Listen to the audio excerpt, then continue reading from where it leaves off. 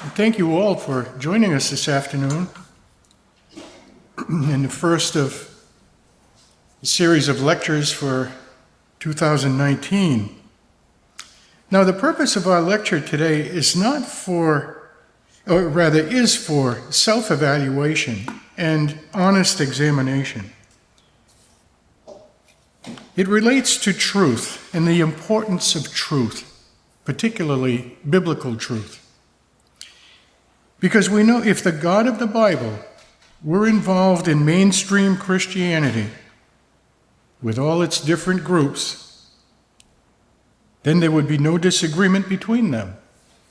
They would all be right. They would all be one. Since they all claim to teach God's Word. The Bible clearly teaches that God is not the author of confusion. Therefore, God is not the author of doctrinal confusion, which is represented by those clergymen with all the impressive letters by their names. So we repeat our question, does doctrine really matter? Well, we first have to identify what the word doctrine means. Now, according to the American Heritage Dictionary, the word doctrine means a principle or a body of principles presented for acceptance or belief as by a religious, political, scientific, or philosophical group, synonymous with the word dogma or creed. And we'll get to that at some point in our talk this afternoon. So as we begin our consideration, let's first look at two important biblical verses.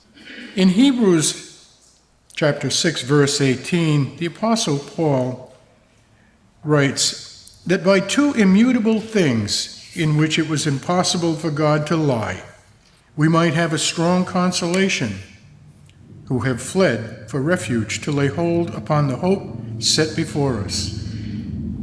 And in Numbers 23, verse 19, we read, God is not a man that he should lie, neither the Son of Man that he should repent. Hath he said, and shall he not do it? Or hath he spoken, and shall he not make it good? Since the different religious systems have different doctrines, does God give one set of doctrines to one group and a different set of doctrines to another group?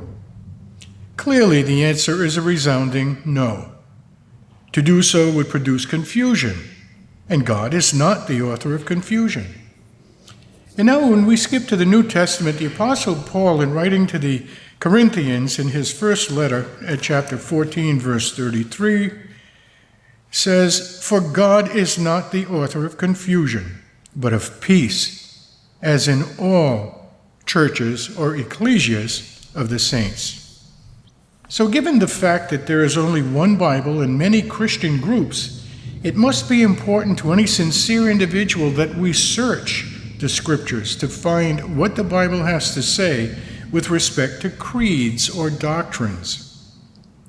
Because we know that since the first century, there have been many important deviations in the teachings of Christendom from the original gospel as it was first proclaimed to the world. Many strange ideas have been introduced, and on the other hand, important teaching has been neglected or forgotten. Consider the words of the prophet Amos, writing around 750 BC.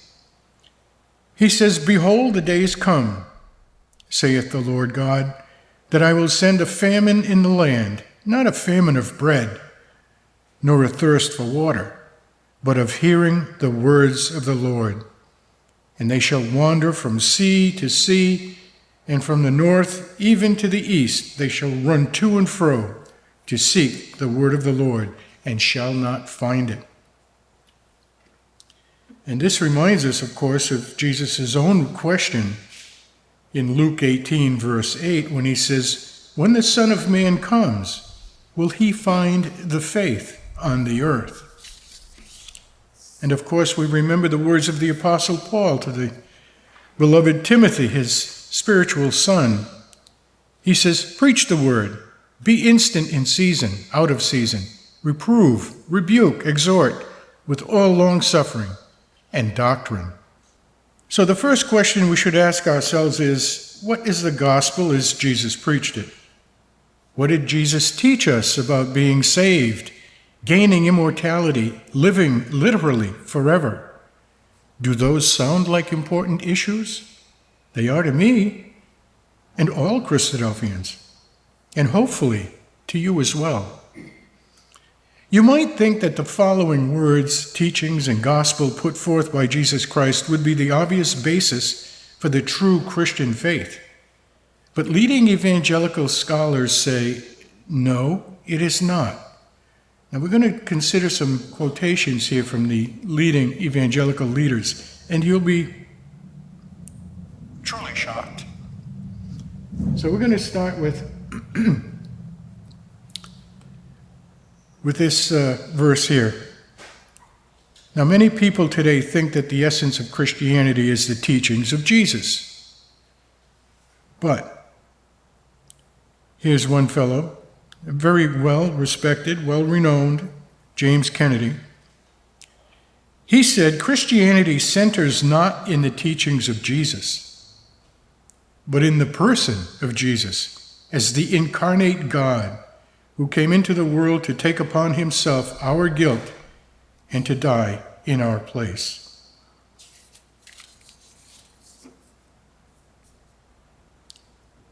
Christianity centers not in the teachings of Jesus, but in the person of Jesus. So in other words, the teachings of Jesus are somewhat secondary to Christianity. Now in the Apostles' Creed, and remember creed is synonymous with doctrine, which is the most universally held Christian creed, the Apostles' Creed, there is no reference to the teachings of Jesus or to the example of Jesus. In fact, in describing Christ's early life, this creed just states that he was born of the Virgin Mary, suffered under Pontius Pilate, was crucified, died, and was buried. So it mentions only 2 days in his life. His birth and his death. That's all. That's all it says about his earthly ministry. So what does that say about his parables, his Sermon on the Mount, his miracles, the gospel of the kingdom, the good news of the kingdom? And now what do you think about this amazing statement? Christianity is based primarily on the person of Christ. Sounds like Dr. Kennedy, doesn't it?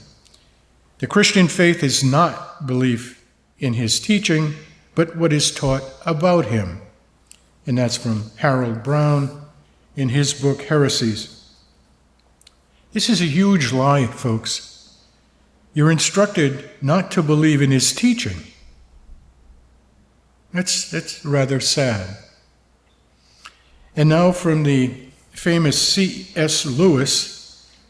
Now C.S. Lewis, I don't know if you know, but he was a British writer and a lay theologian. He wasn't a reverend, didn't have those kinds of letters after his name. But he had academic positions at Oxford and Cambridge University, well-known universities. And he was asked to write an introduction to a book by J.B. Phillips. And this is what he said: the Gospels are not the gospel, the statement of Christian belief. So the words of Jesus, according to Lewis, are not the gospel. And this, folks, is the ultimate deception. Understand that the 4 Gospels make up about half of the New Testament and are dedicated to what Jesus taught. And the list goes on. We could name others, but time constraints prevent us from doing so. So any concerned Christian should be appalled by these so-called religious intellectuals. Over the passing centuries since Jesus lived, traditional Christianity has unfortunately obscured many of the teachings of Scripture. The gospel that Jesus taught during his ministry is one such area that has been purposely diverted from scriptural reality. Ask any nominal Christian what Jesus' gospel was, and the answer is likely to be well, he preached the gospel of grace, or perhaps the gospel of salvation. Now, both of these are correct answers, but not strictly accurate to the question. Many Protestants sit in their pews each week and hear a gospel about Jesus himself. This too is not wrong, certainly. Jesus, after all, is central to the gospel. But it's not exactly what the Bible says it is. Now, in Mark 1, verses 14 through 15, he provides the inspired answer to our question. And he says, "Now, after John, that is John the Baptist, was put in prison, Jesus came to Galilee preaching the gospel of the kingdom of God and saying, 'The time is fulfilled and the kingdom of God is at hand. Repent and believe in the gospel.'" So Jesus, we're told, came preaching the gospel of the kingdom of God. And then he says, believe in the gospel. Quite contradictory to these alleged learned men. His message then was bigger than grace and salvation, as wonderful as they are, or even bigger than himself for that matter. His message was about the reign, the rule, the dominion of God the Father, as well as of the Son, the one who is to be the king of that kingdom. The phrases kingdom of God and kingdom of heaven are found over 100 times in the New Testament, the majority of them in the four Gospels. Kingdom of grace never appears, nor, to the surprise of many, does the gospel of grace. Gospel of peace is found twice, in Romans 10 and Ephesians 6. The kingdom of God is the goal of God's great purpose. And if we desire to have a part in it with him, it must be our goal too. Jesus' preaching of the gospel of the kingdom of God provides us with our objective, as well as with all the component parts needed to reach it. Now, as many know, the word gospel derived from an Old English word, God spell, which literally means good news or good tidings.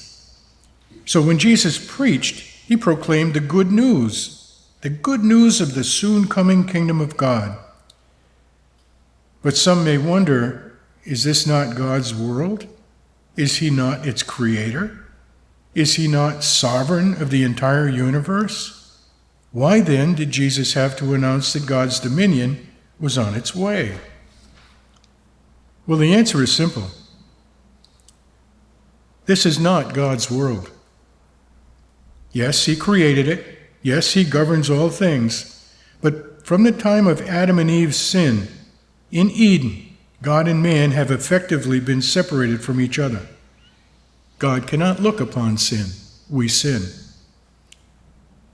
The holy God cannot abide sin at all. And we find this in Isaiah. The prophet Isaiah in chapter 59, verse 2, helps us understand this.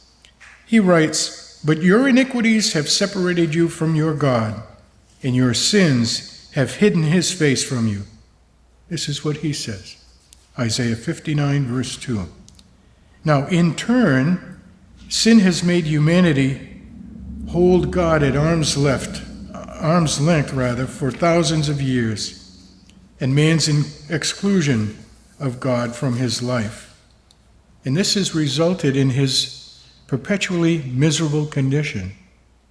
War, poverty, disease, deception by wrongful doctrine, distrust, and finally death. And if we were to study another topic about the results of the coming kingdom, the benefits of that kingdom, all these things would be opposite. There would be no war, no poverty, no disease, no deception, no wrongful doctrine. Yet the meaning of Jesus' message of good tidings to mankind is, in reality, the message of the entire Bible. God's wonderful plan of salvation and the establishment of his everlasting kingdom on the earth. The fact that we live in a world that is, for the most part, pagan and unbelieving doesn't affect the case for the need for correct doctrine.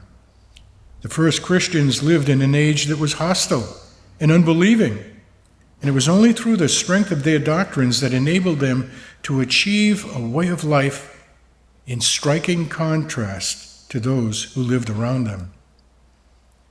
If we were to turn to Acts chapter 2, we understand that at the very heart of their belief was the certainty that Jesus of Nazareth was the Son of God, who had risen from the dead and was alive forevermore.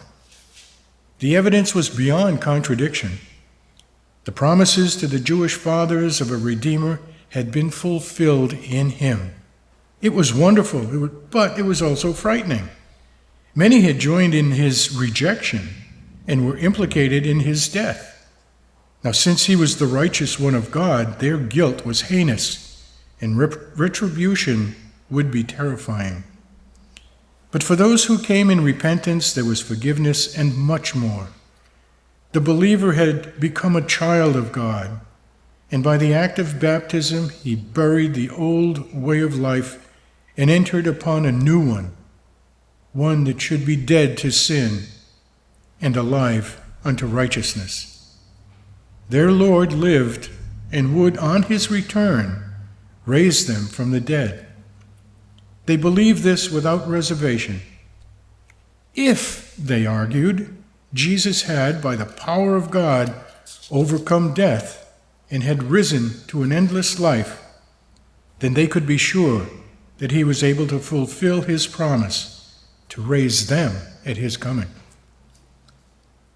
So the point for 21st century believers to remember is this: if it was true for them, it must be true for us. If the resurrection of Christ really happened, then the pattern of human history has been altered for all time. And the reasons for a triumphant faith in our days are precisely those that transformed those early followers into men of unconquerable faith and courage. In this day and age, it's not true that man needs desperately a faith that has both vision and purpose. Rather, is it not true that man desperately needs faith that has a vision and purpose? And doesn't the world, so much a prey to the evil forces of selfishness, greed, violence, doesn't the world need to see the transforming power of a Christian life? But this can only be witnessed when it is effective in individual life. And individual life can only be transformed by the power of belief. This, then, is where we have to start aright. Herein lies the challenge to every man and woman who hears the gospel sound. And because for us, this is the most important thing in the world, because it involves our hopes, our happiness, and the very issues of life. So the only conclusion we can come to is that doctrine really matters. In other words, it matters what we believe. In fact, it's a matter of life and death. Thank you.